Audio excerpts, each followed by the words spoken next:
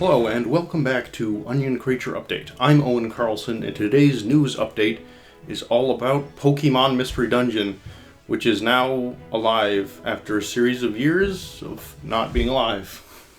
So this story comes to us from the latest Nintendo Direct that was a Pokémon Direct focused on Pokémon information, the most relevant of which is that Pokémon Mystery Dungeon is returning in the form of a remake of the original game, Rescue Team. Both Red Rescue Team and Blue Rescue Team are sort of being rolled up into one game and being called Rescue Team DX. It's exciting times for those of us who enjoy these series of games, since I was not sure we would be getting another entry. The Pokemon Company in recent years seems to be far more focused on mobile spin-offs, like Pokemon Go, Pokemon Quest, Pokemon Masters, and we haven't really seen much in the way of traditional console spin-offs for quite some time, and I wasn't really sure if we were gonna get any more, just because they seem to enjoy doing the mobile titles more. But here we are. It has returned. Pokemon Mystery Dungeon is back again. Wow. And I think that a remake is a good direction for the series to go right now. I actually suggested that in a Pokemon Mystery Dungeon video I did a while back. In that video, I suggested that they could possibly do a remake on the Switch, and that they could incorporate a unique art style to help differentiate this game from the main series. And look what they did. They gave it a unique art style.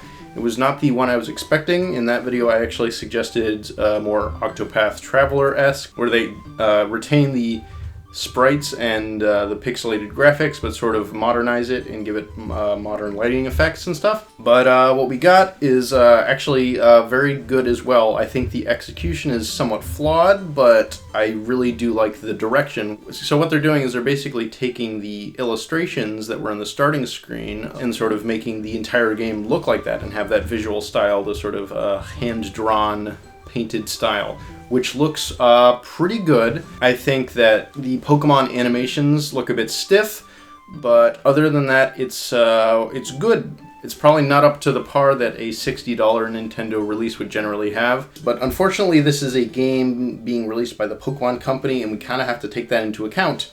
And also the team at Spike Chunsoft is not super large, so I think it is understandable that it doesn't look the best, though I think it is still pretty decent. I also really love what they've done with the music. They're sort of incorporating the original Game Boy and DS sounds with more modern instrumentation, and it sounds really excellent.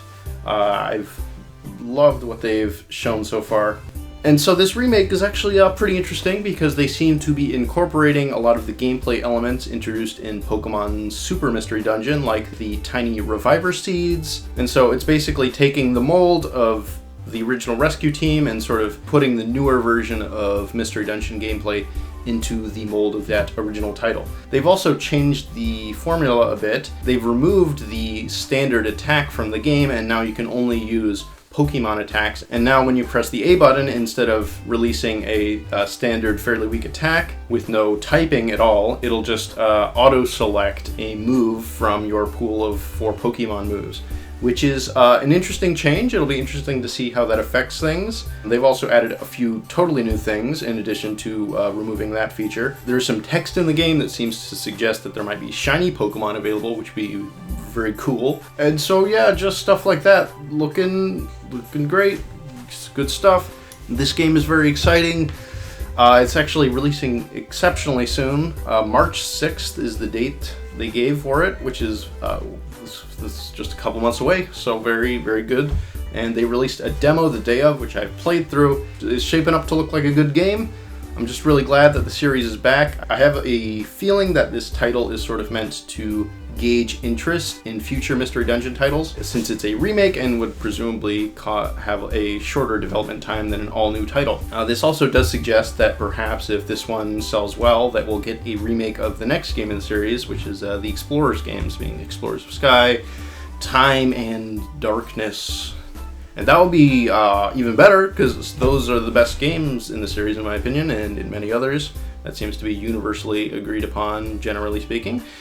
So it'll be very awesome to see a remake of that too, sometime in the future. And then past that, also, I would love to see a new Mystery Dungeon title. One of the few issues I do have with this title is that it doesn't really seem like they're incorporating new Pokemon all that much. They do have a few instances of modern Pokemon, such as Mega Evolution, and they seem to be including some newer Pokemon like Lucario. But other than that, it's mainly just the first 3 generations of Pokemon, which is, I think it's fine, but it really would have been cool, especially to have the option to choose from all the different starters throughout the years. Because, you know, it would have been cool to see like the Gen 7 and 8 starters in a Mystery Dungeon title, because we haven't had that as of yet. So a bit of a shame on that front. So hopefully in future titles we do get more new Pokemon, but I am satisfied enough with them just using old ones for this particular game. Yeah, just overall really pleased with the announcement of this game and the direction it's going. Like I said, visually it's not exceptional, but it is quite good, and I love the music, and the gameplay modernizations are pretty interesting, and I'm looking forward to see how they change the game. They also announced paid DLC for Pokémon Sword and Shield, a game which I would probably not consider to be worth $60, given that I have not bought it for $60. So I think the issue I have with this DLC is that I don't really consider the original Sword and Shield to be finished games, which is why I didn't bother to play them. So with this DLC, it kind of just feels like they're finishing an unfinished title, which is something that Nintendo has kind of done before, like games such as Splatoon or Kirby Star Allies, both of which got free DLC updates, which sort of bolstered their content and made them more worth $60 than they were when they originally released. The difference is they didn't charge for that, and in the case of Splatoon 2, where they did charge for DLC, that was for an entirely new campaign. In Pokemon Sword and Shield, we don't really know the scope of these 2 new areas they're adding. They could be pretty big, they might not be. Hard to say at this point. Don't love it. Could be worse. I am glad that it's not a 3rd version. I have sort of seen this strange argument online that just because it's not a 3rd version, that means it's good, which I don't necessarily agree with. I think that while DLC is the correct direction for Pokemon to go, I don't think that in this specific case it is appropriate, given that the base game is not worth $60. But other than that, it looks pretty good. This new deer Pokemon is really ugly. I really don't like it, and it's not ugly in a fun way, it's just kind of ugly in a ugly way. So a bit of a mixed bag in this latest Pokemon Direct. Obviously, I love to see that Mystery Dungeon has returned. That's excellent. That's better than I ever could have hoped for. On the other hand, I am very unsure of the direction of the main series at this point. I hope that it gets better and all that, but I am personally not all that interested in playing Sword and Shield or its DLC for the asking price, which I think is probably too high. And so concludes this edition of Onioncreature Update. I will return in the future to deliver more opinions on Nintendo and Pokemon and video game related news.